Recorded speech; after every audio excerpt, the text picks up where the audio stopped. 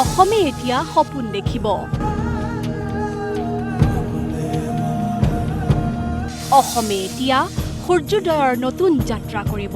Number 8 Assam police अनाम branch नेतृत्व कर रहे हैं सब इंस्पेक्टर अभिषेक यादव।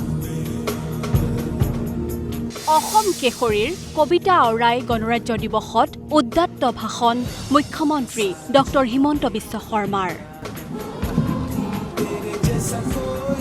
গণৰাজ্য দিৱসৰ দিনটোতেই অসমত মুকলি কৰা হ'ল এটা নতুন বিভাগৰ ডিপাৰ্টমেণ্ট অফ ষ্টাৰ্টআপ নামেৰে নতুন বিভাগ মুকলিৰে দেশৰ ভিতৰতেই অভিলেখ ৰচিলে অসমে।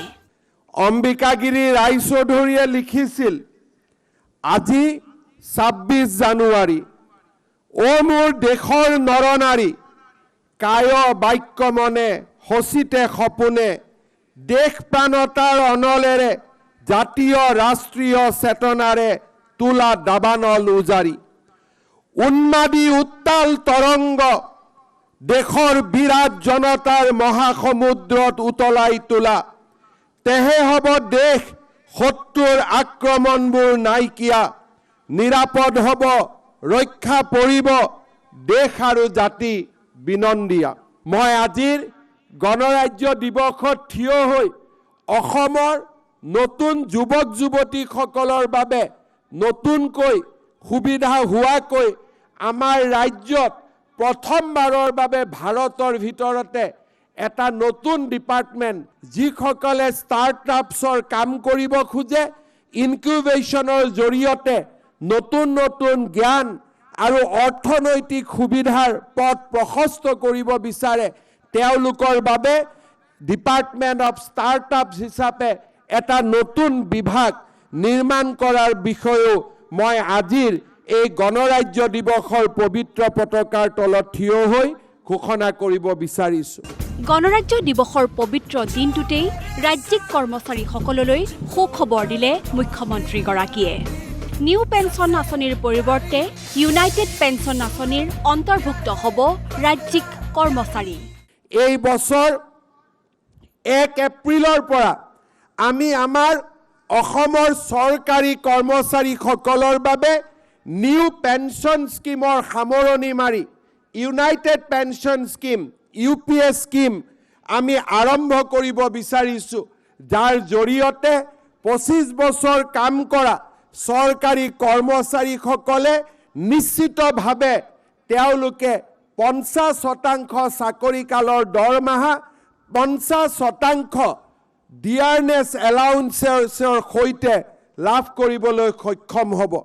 অসমৰ চৰকাৰী কৰ্মচাৰীসকলক মই আৰু এটা সুখবৰ আজি দিব বিচাৰিছোঁ।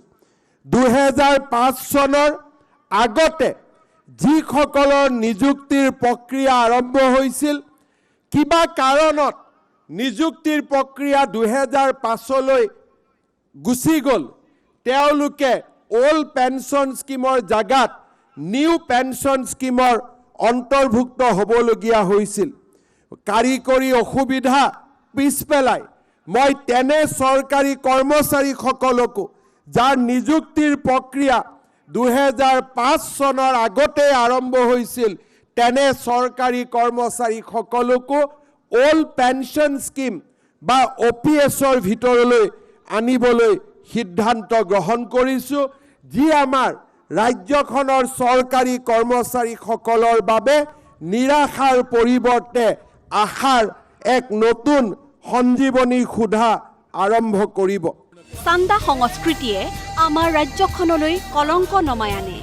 আমাৰ বাপতি সাহোন বিহুতি কাৰোবাৰ বাবে শোষণ আৰু অত্যাচাৰৰ ফচল হ'ব নোৱাৰে।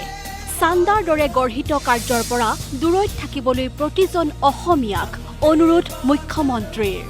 বিহুত চান্দা তুলি কলংকৰ দাগ সনাতকৈ বিহুক আমি বিশ্বৰ বৰসভালৈ নিবলৈহে শপত ল'ব লাগে। গণৰাজ্য দিৱসৰ পবিত্ৰ ৰাষ্ট্ৰীয় পতাকাৰ তলত থিয় হৈ মই অসমৰ যুৱক সমাজক চান্দা সংস্কৃতিৰ দৰে গৰ্হিত কাম পৰিত্যাগ কৰি এখন আত্মনিৰ্ভৰশীল অসমৰ সোণোৱালী ৰাস্তালৈ আমন্ত্ৰণ জনাম। চান্দা সংস্কৃতিয়ে আমাৰ ৰাজ্যলৈ কলংক নমাই আনে। আমাৰ বিহু কাৰোবাৰ বাবে শোষণ আৰু অত্যাচাৰৰ কেতিয়াও ফচল হ'ব নোৱাৰে। এই বিহু উদযাপনৰ বাবে, এই বিহু আমাৰ সাতাম পুৰুষীয়া সংস্কৃতিক বিশ্বৰ বৰসভাত প্ৰতিষ্ঠা কৰাৰ বাবে, এই বিহু কেতিয়াও কোনো ব্যৱসায়ীৰ চান্দা তোলাৰ বাবে উৎপীড়নৰ স্থল কেতিয়াও হ'ব নোৱাৰে। মই অসমবাসী ৰাইজক চান্দা সংস্কৃতিৰ দৰে গৰ্হিত কামৰ পৰা আঁতৰি আত্মনিৰ্ভৰশীলতাৰ পথেৰে খোজ কাঢ়িবলৈ আহ্বান জনাম। দুৰ্নীতি কেতিয়াও অসমীয়া জাতিৰ পৰিচয় হ'ব নোৱাৰে। এখন ৰাজ্যত কৰ্ম সংস্কৃতিৰ বিকল্প একোৱেই হ'ব নোৱাৰে।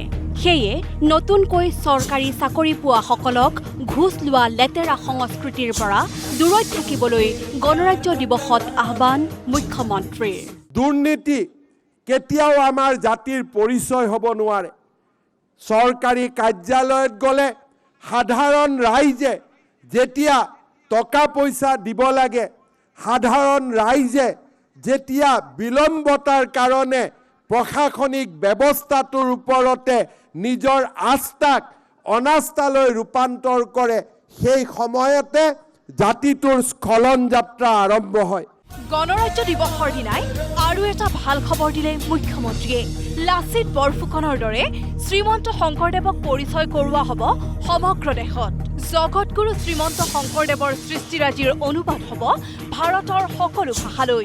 আমি লাচিতৰ গৌৰৱ, লাচিতৰ সৌৰভক আমি ভাৰতৰ প্ৰতিটো ভাষালৈ ৰূপান্তৰ কৰিবলৈ সক্ষম হৈছিলোঁ।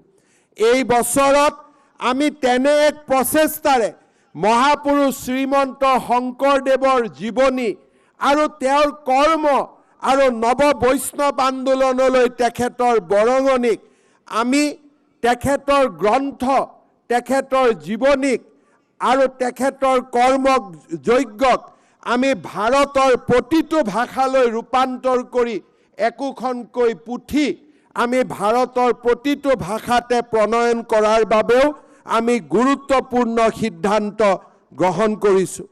অসম এতিয়া শৈক্ষিক কেন্দ্ৰবিন্দুলৈ ৰূপান্তৰিত হৈছে।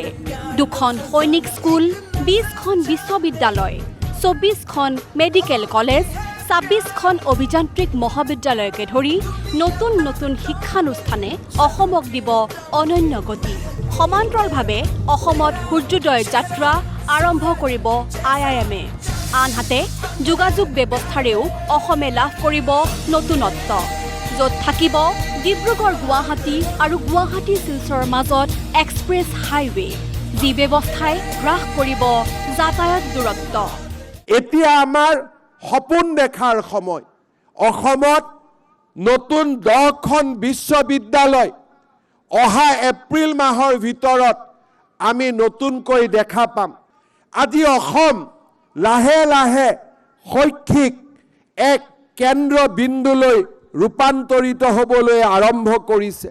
এইমছৰ পিছত এই বছৰতে ইণ্ডিয়ান ইনষ্টিটিউট অফ মেনেজমেণ্টেও অসমত নিজৰ সূৰ্যোদয় যাত্ৰাৰ আৰম্ভণি কৰিব।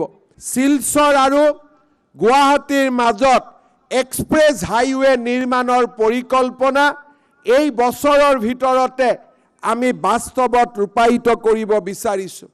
ডিব্ৰুগড় আৰু গুৱাহাটীৰ মাজত থকা 8 ঘণ্টাৰ দূৰত্বক আমি 5ৰ পৰা 6 ঘণ্টালৈ হ্ৰাস কৰিবৰ বাবে গুৱাহাটী আৰু ডিব্ৰুগড়ৰ মাজত এক্সপ্ৰেছ হাইৱে নিৰ্মাণৰ পৰিকল্পনাও আমি লাহে লাহে বাস্তৱলৈ ৰূপ দিয়াৰ কামত আমি আগবাঢ়িছোঁ।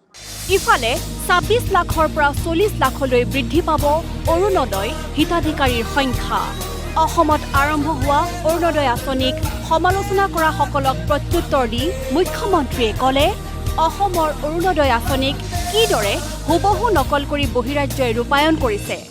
এই বছৰত অৰুণোদয় আঁচনিৰ হিতাধিকাৰীৰ সংখ্যা আমি 26 লাখৰ পৰা 40 লাখলৈ লৈ যোৱাৰ বাবে আমি সিদ্ধান্ত গ্ৰহণ কৰিছোঁ যিসকল লোকে অৰুণোদয় আঁচনিক সমালোচনা কৰে তেওঁলোকলৈ মই আহ্বান জনাম অৰুণোদয় আঁচনি আজি অসমৰ জনগণৰ বাবে এক ইকনমিক মাল্টিপ্লায়াৰ বা আৰ্থিক গুণকলৈ ৰূপান্তৰ হৈছে ব্যুৰো ৰিপৰ্ট নিউজ লাইভ